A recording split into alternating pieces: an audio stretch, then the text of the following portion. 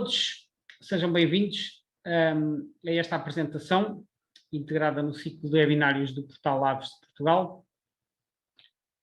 Hoje vamos falar dos gansos do Egito, que é uma espécie invasora. Como é habitual às quartas-feiras, esta sessão terá uma duração de cerca de 40 minutos e a seguir haverá a oportunidade para colocarem as vossas questões. Então, esta apresentação é sobre uma espécie invasora, que é o ganso do Egito. Podemos ver aqui na imagem. Eu dei o título A Invasão dos Gansos do Egito porque esta espécie tem um estatuto de invasor e, além disso, está a tomar conta do nosso território e não só, de outros países. Quando eu comecei a ver aves há mais de 30 anos, eu nunca tinha ouvido falar desta espécie e a primeira vez que vi um ganso do Egito foi numa visita ao Quênia em 1996. Eles são muito comuns em África, que é a zona onde são naturais, e eu vi bastantes no Quênia e depois vi bastantes em diversas outras ocasiões em que visitei outros países da África. Perdão. E depois, um belo dia, em 2008, numa saída de observação a uma barragem do Alentejo, ali perto de Beja, eu vi lá um ganso do Egito. 2008.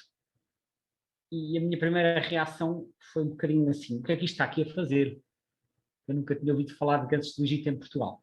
As primeiras observações de gansos do Egito em Portugal datam de 2002 ou 2003, mas elas só viriam a ser publicadas mais tarde, penso que em 2009, talvez. Portanto, em 2008 não havia praticamente informação publicada, daí a minha surpresa quando vejo um ganso do Egito no Alentejo em 2008. Depois só voltei a ver a espécie em 2015, aí vi um bando de alguns, uma barragem, e a partir daí tenho-os visto todos os anos em números crescentes. E, de facto, a situação mudou muito nos últimos anos e é um bocadinho a evolução disso que eu vou tentar apresentar aqui nesta sessão de hoje. Bem, começo por apresentar a espécie, que é o ganso do Egito, que é um anatídeo. Ele pertence à ordem dos anseriformes, que é uma ordem que reúne patos e gansos e cisnes, e à família Anatidae. O nome científico é Alopochon aegyptiaca. Alopochon vem do grego e é uma palavra composta que vem de alopos, que significa raposa, em grego, e shen, que significa ganso. Portanto, isto, Alopochon, significa ganso raposa ou ganso raposino. Isto é uma alusão aos tons acastanhados que ele tem no dorso. Portanto, é ganso raposino em grego. E a egiptiaca, isto vem do latim, já vimos isto nos nomes científicos, aca é um sufixo, portanto, isto é um gentílico, um topónimo, refere-se ao Egito. Portanto, é o ganso raposino do Egito. É o que isto significa. Comprimento: 63 a 73 centímetros, portanto, um pouco maior que um pato real. É uma ave que se alimenta essencialmente de matéria vegetal, portanto, ele é principalmente herbívoro.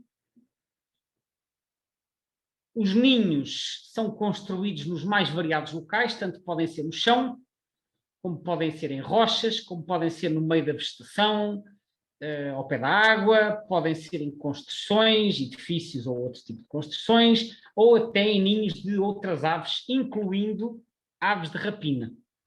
Portanto, eles podem ocupar ninhos de aves de rapina. É uma espécie, portanto, muito eclética, muito generalista, e normalmente o facto de ser uma espécie generalista é uma característica que ajuda para as espécies se tornarem invasoras, ou seja, espécies que sejam muito especializadas dificilmente se tornam invasoras. Espécies generalistas conseguem se adaptar a um conjunto mais variado de situações. Este ganso ocorre geralmente perto de água, pode ser em jardins públicos, pode ser em lagos ou lagoas, ou pode ser em albufeiras. A postura normalmente tem 6 a 10 ovos, mas a gama de variação é bastante maior e pode ir de 1 até um máximo de 22. Portanto, podem fazer posturas muito grandes. Tipicamente tem, então, 6 a 10 ovos. A incubação dura perto de um mês, 28 a 30 dias, e tal como acontece com a maioria dos anatídeos, as crias são nidífugas, o que significa que saem do ninho no próprio dia em que nascem. Aliás, elas saltam do ninho com apenas 6 horas de vida e os progenitores estimulam as crias a abandonar o ninho. Portanto, não conseguem voar naturalmente, mas já conseguem caminhar e conseguem nadar. O aspecto da ave é este que está aqui. Identifica-se essencialmente por esta mancha ocular escura, no caso dos adultos. Portanto, a cabeça é assim, este creme, mas tem uma mancha ocular em forma de anel grosso à volta do olho, e depois este enorme painel alar branco, que basicamente são as coberturas, as penas que formam as coberturas. Tem também aqui este painel verde nas penas de voo, mas o painel branco é aquilo que se nota mais à distância. Depois estas penas, enfim, deste castanho arruivado, cor de raposa, que está presente no nome que eu falei há pouco no alopós. E depois também outra característica relevante são as patas cor-de-rosa. São também uma característica identificativa deste ganso. O juvenil tem este aspecto, é assim mais acastanhado, não tem ainda os painéis brancos, nem tem a mancha ocular escura, que só aparece ao fim de alguns meses, mas já conseguem nadar. Isto ainda é uma ave um bocadinho mais pequena que os adultos, tem então este aspecto. E como eles nidificam também em parques urbanos, é frequente encontrar aves assim, com este tipo de plumagem de juvenil em jardins públicos, por exemplo, Lisboa e Porto, entre outros casos. Em voo, a característica que mais se nota é precisamente aquele painel branco na parte de cima e na parte de baixo das asas. Aqui na parte de baixo, reparem, está aqui apontado com uma seta, as coberturas infralares formam este painel branco e na parte superior também o painel muito visível. De resto, a plumagem é castanha, as penas de voo são pretas, tanto por cima como por baixo, e reparem, a tal zona ocular escura que eu referi há pouco também se vê bem aqui nestas aves em voo, quer nas que estão vistas por baixo, quer nas que estão vistas por cima. De resto, a plumagem é assim mais acastanhada, portanto, os aspectos que chamam mais a atenção são estes. Atenção que o pato ferrugíneo, que é o Tadorna ferrugínea, também tem estes painéis brancos. Portanto, à primeira vista pode propiciar alguma confusão, só que não tem esta mancha escura ao redor do olho e não tem as patas cor-de-rosa, como já vamos ver mais adiante.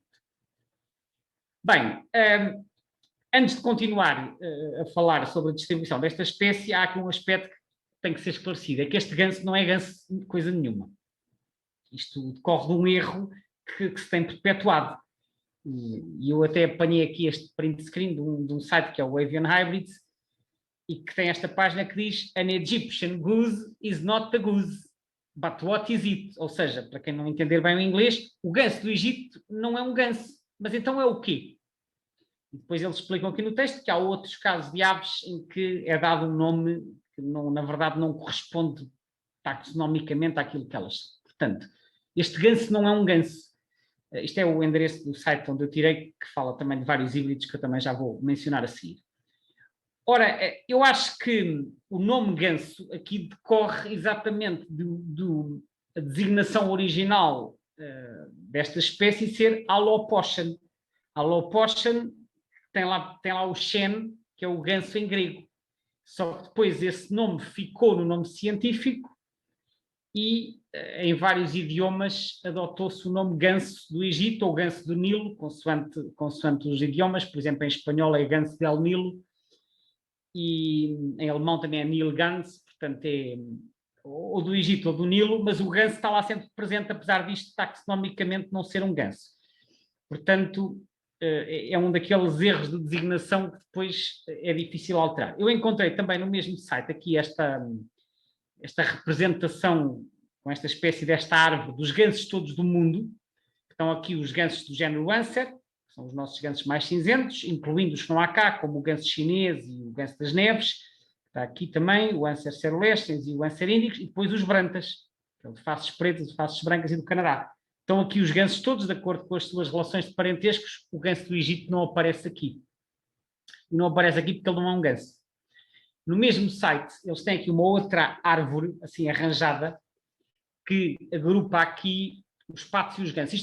Eu acho que este site deve ser australiano ou assim, porque tem aqui uma série de espécies que não são espécies do nosso continente. Algumas são, Portanto, as espécies não estão cá todas, mas dá para perceber mais ou menos, porque aparecem aqui algumas espécies conhecidas como o pato real, a frisada, alguns arros e por aí fora. E depois também aqui os gansos, os ânseres e os brantas. Ora, se nós virmos, nós temos este grupo, aqui desta chaveta, corresponde à subfamília, dentro dos anatídeos, é a subfamília Anatiné, que são os patos.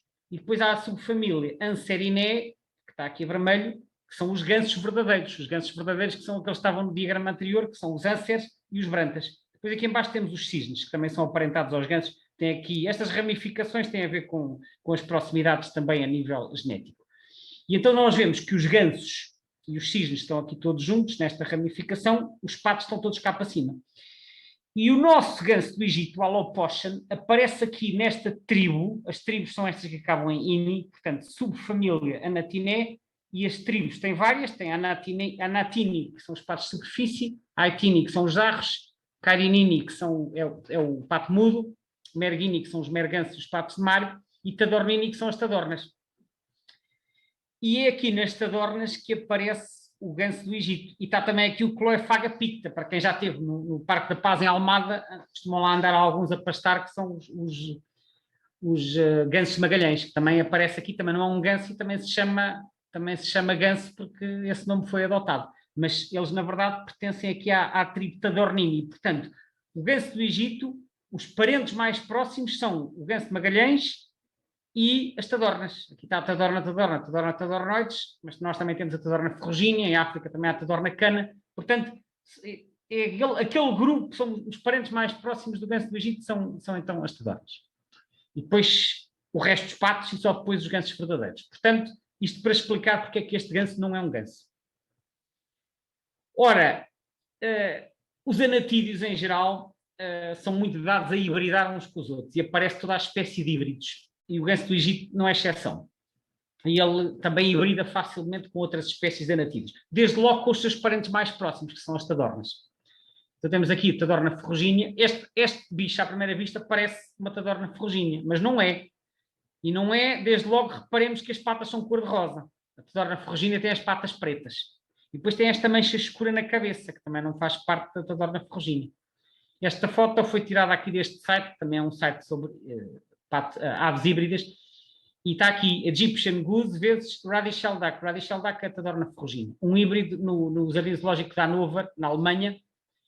E agora, nesta outra imagem, aqui podemos comparar, porque aqui temos os três. Ao meio, o ganso do Egito, com as suas cores mais acinzentadas, com a mancha ocular escura. Depois, à direita, uma tadorna ferrugínea, este sim, puro, tem um macho com o colar preto e com as clássicas manchas brancas na cabeça, e reparem as patas pretas. E aqui o híbrido. O híbrido, desde logo, tem as patas claras. Aqui dá bem para ver o ganso do Egito com as patas cor-de-rosa, tadorna ferrugínea com as patas pretas, e este não são bem cor-de-rosa vivo, como o ganso do Egito, mas também não são pretas. E depois tem este padrão na cabeça que claramente é diferente da tadorna ferrugínea, que tem a cabeça com manchas branquiçadas. É claro que nos híbridos pode aparecer uma grande variedade de padrões, os híbridos não são todos iguais, mas aqui este exemplo pareceu-me interessante para ilustrar, portanto a cor das patas pode ser um indicador bastante útil. Aqui um outro exemplo de um híbrido, um indivíduo diferente, com tons mais vivos, mas mais uma vez as patas rosadas, portanto também no Jardim Zoológico de Hannover, mais uma vez aqui as patas rosadas a denunciar o caráter híbrido, mas eles hibridam com outras espécies. Aqui temos um exemplo deste site também de um híbrido de ganso do Egito com pato real. E aqui notamos, desde logo, que esta cabeça é uma cabeça estranhíssima, porque esta cabeça tem qualquer coisa de pato real, mas depois esta cor de peito já é assim mais para o alaranjado, a puxar para o ganso do Egito. E estes tons assim também violetas também não são muito típicos do pato real, que ele tem um espelho azul. Portanto, isto é assim uma misturada de cores que é uma das muitas combinações que pode aparecer nos híbridos. E para além destes, há registro de híbridos de ganso do Egito com uma série de outros anatídeos. Eu estou a pôr estes aqui como exemplo e estou a pôr isto para salientar que, a partir do momento em que os gansos do Egito começam a aparecer em liberdade, existe o risco de começarem a hibridar com os nossos patos autóctones e eventualmente, a causarem problemas de conservação. Quem conhece a história do pato de rabo alçado americano, que é o Oxyla jamaicensis, que foi introduzido no Reino Unido, recordar-se-á que eles depois começaram a aparecer em Espanha e começaram a hibridar com o pato de rabo alçado europeu, que é nativo, com o Oxyla leucocéfalo. Portanto, estas espécies que não são de cá, a partir do momento em que entram em contacto com as nossas espécies autóctones, se houver assim uma proximidade genética e uma propensão a hibridar, podem começar a fazer danos. Não estou a dizer que isto vai acontecer de forma sistemática, mas é um risco que existe e que deve ser acautelado. Portanto, fica aqui este registro relativamente à hibridação. Agora, aquela ficha que eu tenho apresentado nas sessões dedicadas a uma espécie, que é a ficha do Estatuto de Conservação. Esta ficha é tirada do site da BirdLife. O ganso do Egito está no estatuto pouco preocupante, que é o Least Concern. Para quem não está habituado a esta escala, eu recordo que isto são os vários níveis de conservação. As espécies que não estão ameaçadas a nível mundial estão nesta categoria, Least Concern. Depois o NT é Near Threatened, que significa quase ameaçado, ou seja, não está ameaçado, mas está quase. E depois há 3 categorias de ameaça, que é vulnerável, endanger, que é em perigo, ou criticamente em perigo, que é o CR. Depois é W, é extinct in the wild, ou extinto na natureza, só existe em cativeiro. E finalmente é X, é extinto, não existe nem na natureza nem em cativeiro. E DD é data deficient, que não há dados para avaliar. Portanto, o ganso do Egito está least concern, ou seja, pouco preocupante a nível mundial. Na Europa, em que também é feita uma lista de estatutos, ele não tem estatuto, e não tem por ser uma espécie introduzida, e em Portugal a mesma coisa, não tem estatuto atribuído. Ou seja, existe um livro vermelho que define os estatutos de conservação, mas de uma forma geral, pelo menos na edição do livro vermelho anterior, as espécies introduzidas não foram objeto de avaliação, daí que não haja um estatuto de conservação. Não sei se no livro vermelho que está em preparação vai ser seguida a mesma abordagem, mas para já a situação é esta. Bom, distribuição no mundo. Este mapa é retirado do site da BirdLife e podemos ver aqui a verde a área de distribuição nativa, que grosso modo é a África subsaariana. Portanto, praticamente, a distribuição não será completamente contínua, porque eles ocorrem sobretudo em zonas úmidas, portanto a distribuição será um pouco mais fragmentada, mas genericamente o que podemos ver é que em toda a faixa aqui intertropical tem a espécie, depois também na África Austral, até a África do Sul, e depois subindo aqui um pouco pelo Nilo, pelo Sudão até ao sul do Egito,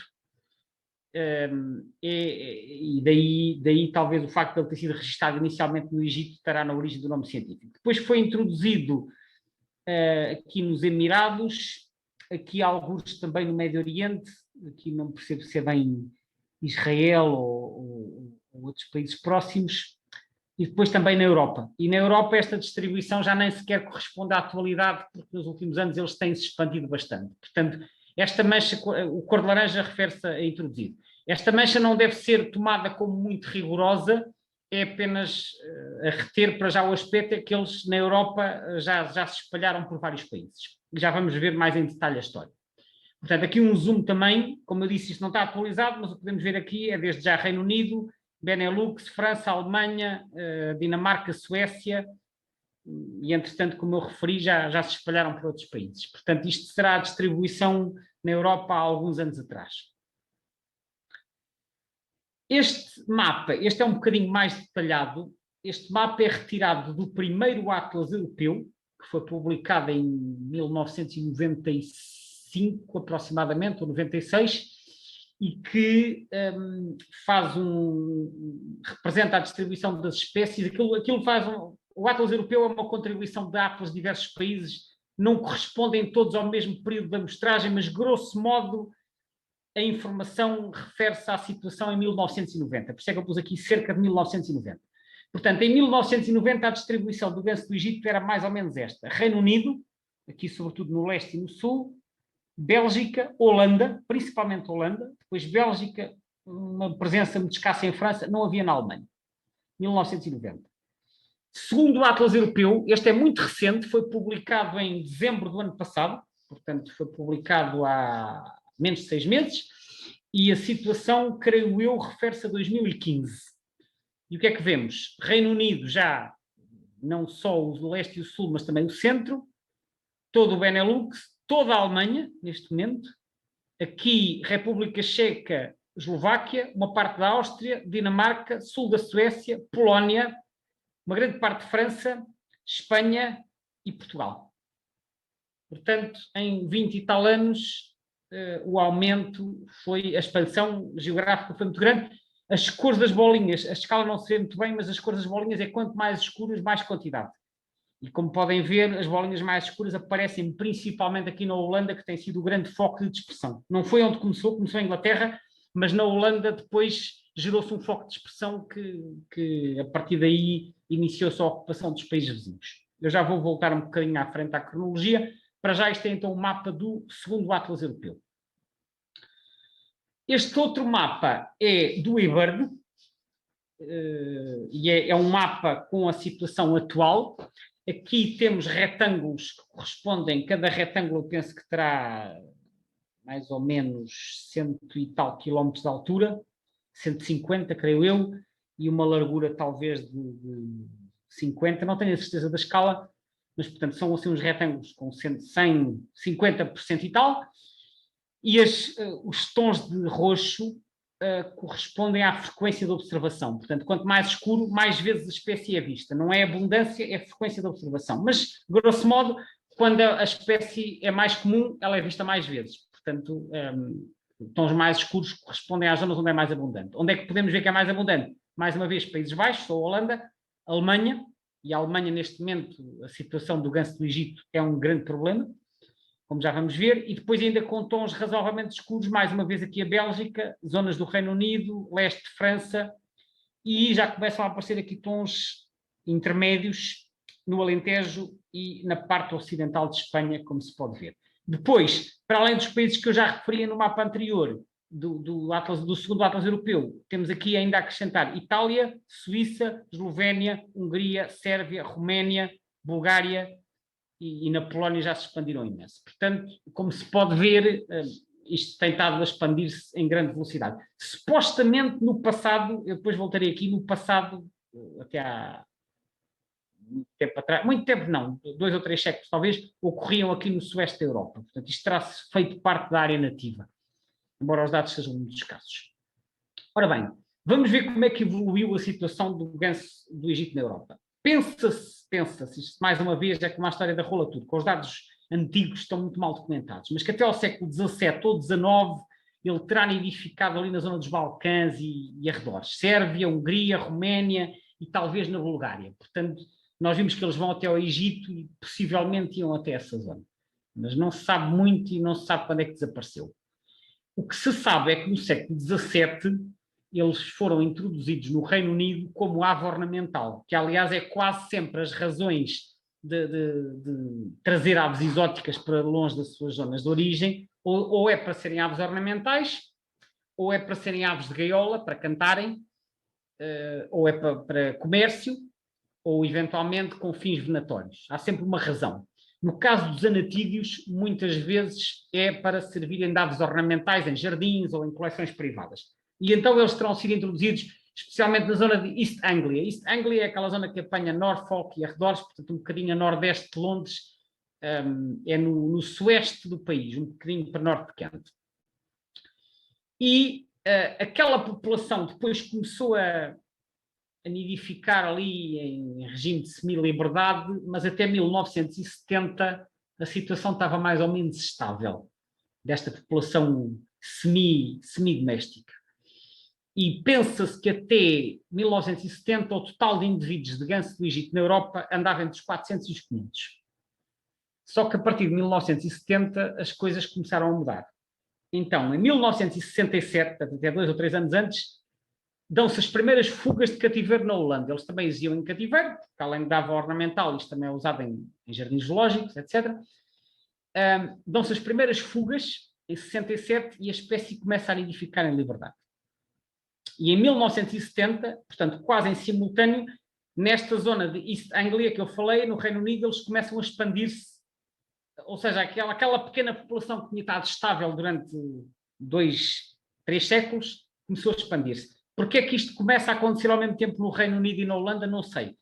Eventualmente as condições começaram a ser favoráveis à expansão da espécie.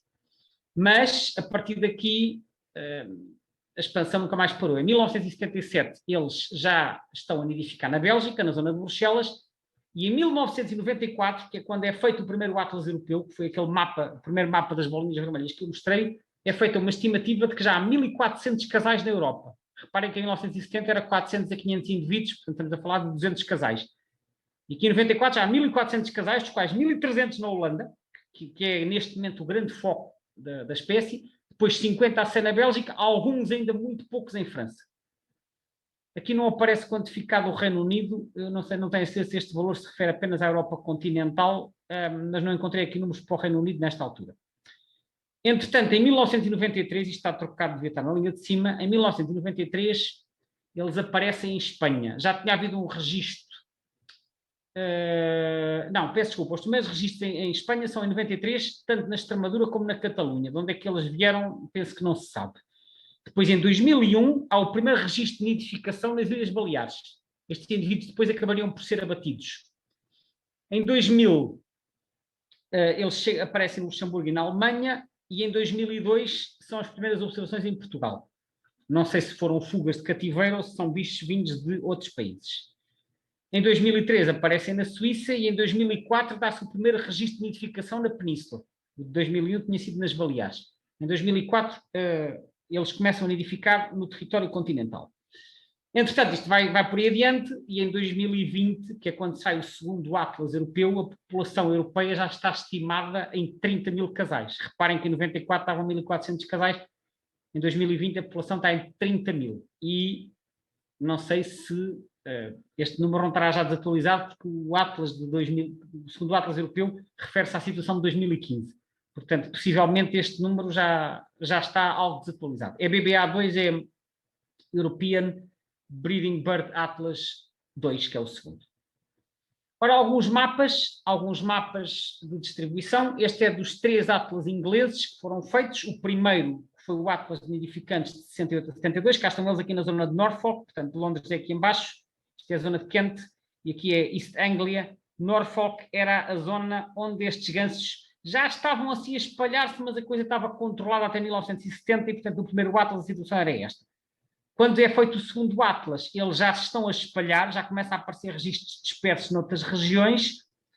Portanto, o segundo Atlas é 20 anos depois do primeiro, e o terceiro Atlas, que foi feito até 2011, bem, vejam, toda esta zona de East Anglia já está ocupada, toda esta zona de Londres, aparecem em Kent, já vão aqui pela costa oeste para Devon e Dorset, e já estão a subir em direção ao norte de Inglaterra. Portanto, já há bolinhas por aqui acima. Claramente já numa expansão descontrolada aqui no Reino Unido. O problema é que isto já não é só no Reino Unido, isto acontece noutros sítios. Esta é a situação na Alemanha em 2015. Na Alemanha, em que há 20 anos atrás, primeiro Atlas Europeu, 30, em 1990, não havia registros. Os primeiros aparecem no final dos anos 90, e em 2015 este mapa foi retirado deste site, que é 1000birds.com. A situação é esta. A situação na Alemanha, neste momento, é, enfim, para começar, está fora de controle, é a primeira coisa, mas isto causa um incómodo cada vez maior às pessoas, porque na Alemanha há imensos parques urbanos, aqueles parques com árvores frondosas e relevados ao pé dos lagos. As pessoas sempre gostaram, nos dias de bom tempo, de se ir deitar nos relevados, a apanhar sol, e neste momento esses parques foram tomados de assalto, digamos assim, pelos gansos, que além de incomodarem as pessoas e de perseguirem as crianças, depois enchem os relevados com os seus dejetos, e isto está a deixar muita gente incomodada, para além de que depois na Alemanha, que é um país onde há muitas ciclovias, os ciclistas depois têm que estar a desviar dos gansos que também vão ocupar as ciclovias. Portanto, estas bolinhas vermelhas representam a distribuição do ganso na Alemanha. A Alemanha é um país grande e, como podem ver, isto cá em cima é Hamburgo, aqui em baixo é Munique, Frankfurt é aqui à esquerda, Berlim é à direita, e praticamente já não há região da Alemanha que esteja a salvo, mas há maior densidade aqui na parte ocidental. A Holanda fica nesta zona aqui. Portanto, a zona que confina com a Holanda é onde há maior densidade de bolinhas. Aqui uma fotografia que eu apanhei no eBird, de um bando de gansos do Egito, assim numa zona de relevado, na Baixa Saxónia, que fica mais ou menos no centro-norte do país, e isto é o panorama um bocado por toda a Alemanha. Eles, até como é um país mais úmido, eles não precisam se calhar estar tão perto de água como acontece em Portugal, mas estas situações em muitos parques urbanos e não só, acontece agora, as pessoas enfim, têm que conviver com os gansos do Egito, independentemente depois dos danos que isto possa causar a outras espécies. Aqui encontrei esta notícia, isto está em alemão, mas eu já vou dizer o que é que isto significa. Esta notícia foi publicada em 2017 no jornal Frankfurter Allgemeine, e o que acontece, ele fala do seguinte: em certos locais da Alemanha já se começaram a abater, portanto, a tiro, são programas controlados, debate controlado de gansos do Egito para tentar, de alguma forma, travar o crescimento da população. E então a notícia diz assim, no antetítulo, aves pouco amadas ou pouco apreciadas, e depois o título principal, para que é que serve ou o que é que traz estas mortes a tiro dos gansos do Egito. Nilgansen é gansos do Nilo, portanto, gansos do Egito. Então isto, afinal, para que é que isto serve? E depois diz aqui no lead, aquilo que os gansos do Nilo deixam nas margens dos rios e nos parques, e aqui aquilo que eles deixam refere-se obviamente aos dejetos, pode ser perigoso para as crianças pequenas. Em alguns locais é permitido abater a tiro alguns indivíduos. No entanto, é duvidoso que isto sirva para alguma coisa. Portanto, apesar de já haver estes programas de abate, não existe sequer uma prova de que isto seja útil no controle populacional. Isto agora é só o livro da notícia, não ia estar aqui a pôr mais, mas isto só para chamar, pus isto aqui, há mais notícias sobre o tema, para chamar a atenção que na Alemanha, e isto já é de 2017, já se fazem notícias, enfim, a debater esta problemática dos gansos do Egito, porque, como eu disse, e ao contrário do que acontece em Portugal, já vamos ver qual é a situação em Portugal, mas na Alemanha eles ocorrem muito em parques urbanos e isto está a trazer um incómodo a um número cada vez maior de pessoas e, portanto, este tema acabou por entrar um bocadinho na ordem do dia para se perceber, até porque ainda não se sabe muito bem o que é que se vai fazer, até porque os danos que esta espécie faz ainda não estão muito bem estudados. Mas é um problema que já vai sendo debatido sobre o que é que se deve fazer relativamente aos gansos do Egito na Alemanha. Na Holanda, que é outro país problemático, eu encontrei esta foto bastante curiosa, também do eBird, de dois gansos do Egito pousados aqui, enfim, isto é junto a uma janela de um edifício, que eu não sei se é de habitação ou não, mas isto parece estar assim ao nível de um sexto andar ou coisa que o valha, porque temos ali edifícios de 3 andares, portanto é um edifício bastante alto e eles foram sempre poleirar aqui em cima, muito acima das árvores e dos candeeiros de rua, como podemos ver. É um cenário que eu até hoje não ouvi falar em Portugal, mas que mostra bem até que ponto estas aves se conseguem adaptar aos meios urbanos a ponto de pousarem assim em edifícios altos. E eu acho que esta foto ajuda a entender porque é que na Holanda eles se expandiram tanto. Eles na Holanda, pelo menos, conseguiram tirar partido de habitats fortemente urbanizados. E alguém aqui do interior do seu espaço fotografou dois gansos do Egito pousados aqui na beira da janela. Aqui um outro caso curioso, de um artigo que saiu na revista British Birds, que é de um ganso do Egito anilhado na Holanda, que nasceu em 2017 e que era portador de anilhas coloridas e que em abril de 2018 foi visto no Reino Unido. Fez uma distância de 300 e tal quilómetros. Não é que seja uma distância enorme, mas já é o suficiente. Atravessou o Canal da Mancha e o facto de ele foi para o Reino Unido e, além de ter chegado ao Reino Unido, emparelhou, era um macho e emparelhou com uma fêmea e nidificou depois num parque no Reino Unido. Ora, esta situação é ilustrativa do potencial dispersivo da espécie. Quem assistiu ao webinário da rola turca também chamei a atenção para isto. A rola turca tem um potencial dispersivo muito grande e isso faz com que a espécie consiga facilmente colonizar novas áreas. Pois, aparentemente, com o ganso do Egito acontece o mesmo. Eles conseguem dispersar-se e, neste caso, este indivíduo estava anilhado, por isso é que se soube que ele está aqui. Nasceu na Holanda em maio de 2017 e, na primavera seguinte, já estava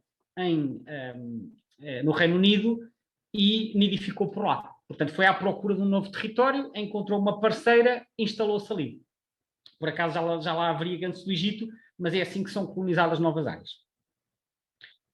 Em Espanha, no segundo Atlas espanhol, que foi publicado em 2003, a única referência ao ganso do Egito é esta, 2003.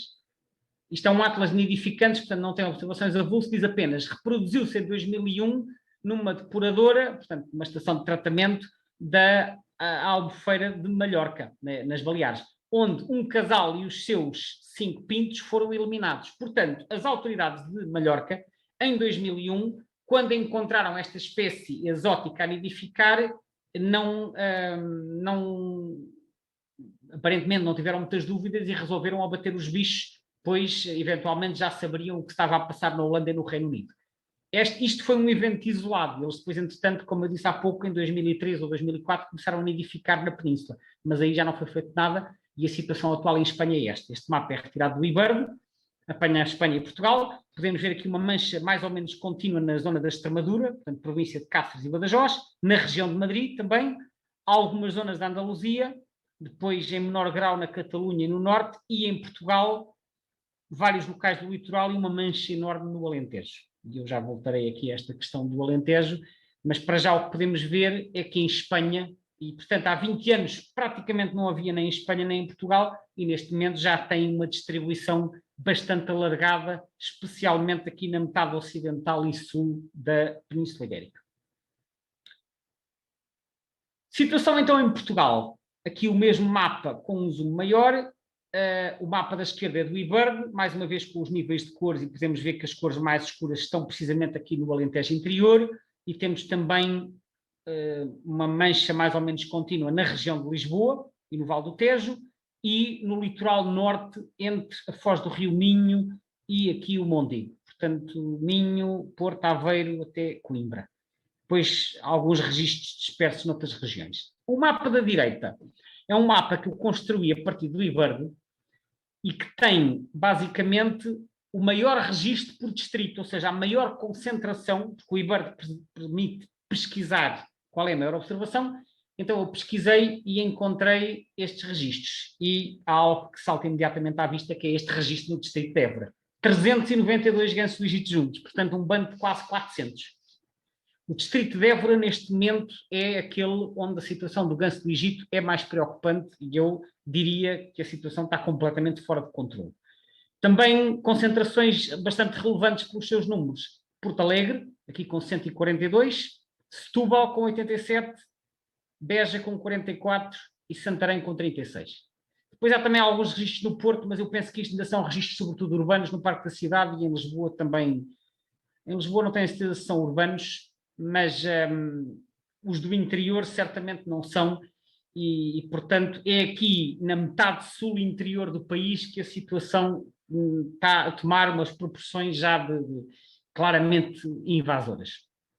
Ora, então em relação ao distrito de Évora, eu fui ao IBERD e fiz este exercício, fui fazendo os mapas de 2 em 2 anos com os registros que existem até 2010, isto é o distrito de Évora, é mais ou menos esta linha pontilhada que está aqui à volta, por esta zona, portanto faz isto tudo, eu apanhei o distrito todo no mapa, Évora, a capital do distrito, está aqui no meio, e então podemos ver que até 2010 só havia três pontos, portanto quase não havia registro. Aliás, eu recordo que o primeiro registro que eu vi até foi aqui, é este registro que é de 2008, isto já está fora do distrito, isto já é distrito de Beja, mas aparece no retângulo. Portanto, este é o meu registro de 2008, na Lagoa dos Patos, e de resto só havia mais 2 registros no distrito de Évora. Em 2012, já há uns quantos, como se pode ver. Não muitos, mas já vai havendo alguns.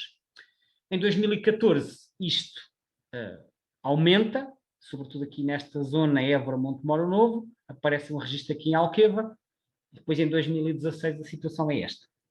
Podemos ver já aqui 2 núcleos, um núcleo enorme, nesta zona cá está a Évora, Montemor, Viana do Alentejo, que é uma zona que também tem muitas barragens e açudes, e depois este núcleo de Alqueva e do Guadiana já a crescer claramente. Em 2018, mais uma série de novos pontos, e em 2020, ou seja, até dezembro do ano passado, vejam bem a situação, isto só no distrito de Évora. Há outros distritos também com expansões importantes, não desta dimensão, mas todos também no sentido de haver cada vez mais registros. Agora, em Évora, quase todas as barragens e açudes já tiveram registros desta espécie. Portanto, é uma distribuição já quase contínua, talvez porque este distrito oferece melhores condições para a espécie, não sei porque é que tem mais, e esta é a situação talvez mais preocupante a nível nacional no que se refere aos gansos do Egito. Uma foto que eu apanhei do IBERD, tirada pelo Jorge Safara, na zona do Alandroal, que é o tal registro dos 392 gansos, portanto quase 400. Não é o bando todo, não estão aqui todos, mas dá uma ideia da dimensão. Nós, quando os vemos em ambiente urbano, normalmente vemos 2, 3, 4, uma dúzia, não vemos esta quantidade. E, portanto, quando eu digo que a situação no Alentejo está fora de controle, é isto que eu me estou a referir. e eu nunca vi um bando desta dimensão, já vi cerca de 50 e tal numa albufeira perto de Elvas, mas há uma série de albufeiras que até não são muito prospectadas e em que aparecem já bandos de dimensão considerável. E, portanto, isto está-se a tornar um problema sério, como acontece no Alentejo Profundo, onde há poucas observações e pouco acompanhamento, a situação possivelmente não está a ser convenientemente monitorizada, mas eu acho que é importante percebermos em que sentido é que isto está a evoluir e neste momento, pelo menos nesta região, está a evoluir no sentido de uma expansão muito rápida. Bom, quais são os riscos associados a esta espécie daquilo que se sabe? Primeiro, é uma espécie agressiva para outras espécies, nomeadamente para defender o seu território, para outras espécies de aves, e agressiva para com as pessoas. Na Alemanha já foram vistos de gansos, por exemplo, a perseguir as crianças, que as crianças aproximam-se, que às vezes gostam de ver os animais, e estes bichos não são muito dados a aproximações porque se sentem ameaçados e então podem morder. Usurpação de ninhos, incluindo de rapinas, portanto, eles podem ocupar ninhos feitos por outras espécies e há estudos, inclusive em África, que determinadas espécies de rapinas viram os seus ninhos usurpados por gansos do Egito e, salvo erro, na Holanda também se conhecem casos de ninhos de falcão peregrino que foram ocupados por gansos do Egito. Portanto, vejam, uma espécie que consegue expulsar um falcão peregrino do seu ninho, vejam bem, como é que eu ia dizer, a forma como se consegue impor, pois até rapina, grandes predadores, como é o caso do falcão peregrino, são expulsos dos seus ninhos. Competição, nomeadamente pelo espaço de nidificação, pelo espaço de alimentação e pelos recursos alimentares com outras espécies autóctones. Hibridação, que eu já mostrei alguns exemplos, e a hibridação pode pôr em causa a estabilidade das nossas populações autóctones. Danos à agricultura, noutros países já se verificou que quando eles são muitos, depois vão se alimentar nos campos cultivados e podem causar danos devido à quantidade de alimento que consomem.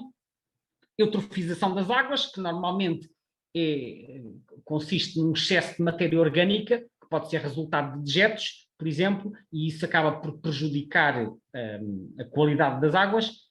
E, por fim, o problema de saúde pública, que eu já referi há pouco, nomeadamente por causa dos dejetos que são deixados na água ou nos espaços públicos, como é o caso dos parques e jardins. Para terminar, uma referência ao Estatuto de Espécie Invasora. A espécie foi incluída na lista de espécies invasoras da União Europeia em agosto de 2017, ou seja, a União Europeia atualizou a lista de espécies invasoras que se chama Invasive Alien Species of Human Concern, que foi este regulamento, e que eles referem que, com esta medida, que esperam que seja proibida a venda, que eles desapareçam progressivamente dos jardins zoológicos e das coleções privadas e que se consiga erradicar novas populações e a gestão das populações existentes de modo a evitar que isto seja um problema. É caso para dizer que acordaram tarde, porque a espécie começou a expandir-se na Europa há 50 anos e é só em 2017 que a União Europeia coloca isto na lista de espécies invasoras. Portanto, isto parece quase, enfim, wishful thinking, no sentido de pomos a espécie na lista de espécies invasoras e, portanto, como por milagre ela desaparece. Infelizmente, as coisas não acontecem assim e eu acho que é necessário pensar noutro tipo de medidas para de alguma forma, conseguir controlar esta expansão que até agora não deu sinais de abrandar. Em Espanha, curiosamente, a espécie foi classificada como invasora há alguns anos antes, pelo Real Decreto 630 de 2013, portanto passou a integrar o catálogo espanhol das espécies exóticas invasoras, e em Portugal é muito recente, é o Decreto-Lei 92 de 2019 que criou a Lista Nacional de Espécies Invasoras, e foi com este Decreto-Lei que o ganso do Egito passou a ter o estatuto de espécie invasora, que, entre outras coisas, tem como implicação que é proibido de ter a espécie em cativeiro. Só que, mais uma vez, o facto de ser proibido em cativeiro poderá, eventualmente, prevenir o aparecimento de novas fugas, mas quando a espécie já está instalada em liberdade, isso só não será suficiente. Portanto, se quisermos que esta situação da nidificação em liberdade seja controlada, provavelmente será necessário estudar a situação da espécie em liberdade e pensar que tipo de medidas é que têm que ser feitas. Não quer dizer que seja exatamente como foi feito na Alemanha, haverá eventualmente outras soluções, mas é importante monitorizar, e este é um aspecto que eu não me canso de repetir, é muito importante monitorizarmos a evolução para termos a noção da dimensão do problema. E o problema, neste momento, já tem uma dimensão considerável. Uma nota curiosa que eu encontrei num blog espanhol sobre as aves da Extremadura, que foi um post com um tom um bocadinho revoltado, a criticar o facto da Junta de Extremadura, para promover o turismo ornitológico aqui na zona de Trujillo, ter usado a fotografia de uma espécie invasora. Portanto, para promover essas rotas ornitológicas, dizem um lugar imprescindível para descobrir aves, e o comentário aqui do autor do blog a dizer que acha, enfim, despropositado e incongruente usar-se uma espécie invasora, como é o caso do ganso do Egito, para promover o turismo ornitológico. Ainda por cima, uma região como Trujillo, que fica no meio da Extremadura, que é uma zona tão rica em aves de párias, em aves de rapina, haveria tantas espécies emblemáticas que poderiam ser utilizadas, e alguém achou que o ganso do Egito era uma espécie indicada para promover o turismo ornitológico. Isto, enfim, citado aqui do blog, mas efetivamente eu também concordo que não será a melhor escolha, porque já em Espanha é uma espécie, diz aqui, altamente invasora. Então a ficha resume, para terminarmos: o ganso do Egito, como vimos, é nativo da África, sobretudo a sul do Saara, depois também ocorre no Vale do Nilo até ao Sudão e ao Egito. Na Europa foi introduzido, também no Médio Oriente e nos Estados Unidos, esqueci de referir há pouco, mas eles também já foram introduzidos e já ocorrem em diversos estados do Sul, como Flórida, Texas e Califórnia. Na Europa verificou-se uma grande expansão desde 1970, primeiro a partir do Reino Unido e da Holanda, e depois já ocupou, neste momento, um número considerável de países. Em Portugal terá chegado por volta do ano 2000 ou 2002, foi os primeiros registros em liberdade, continua em expansão no país, sendo que o maior efetivo atualmente está no Alentejo, em particular no distrito de Évora, que é onde se verifica a situação, na minha opinião, mais preocupante, relativamente à presença do ganso do Egito. Os riscos, como vimos, são competição com outras espécies, incluindo hibridação de ninhos e competição por recursos alimentares, hibridação com outros anatídeos e a possibilidade de propagar doenças devido aos dejetos que deixam. E vimos, por fim, que tem já oficialmente o estatuto de invasor, tanto em Portugal como em Espanha, como até a nível da União Europeia. E pronto, com isto termino a apresentação. Espero ter ajudado a esclarecer um pouco mais sobre a situação desta espécie invasora no nosso país e de qual é a situação atual, e fico, como habitualmente, à disposição para quaisquer questões que queiram colocar.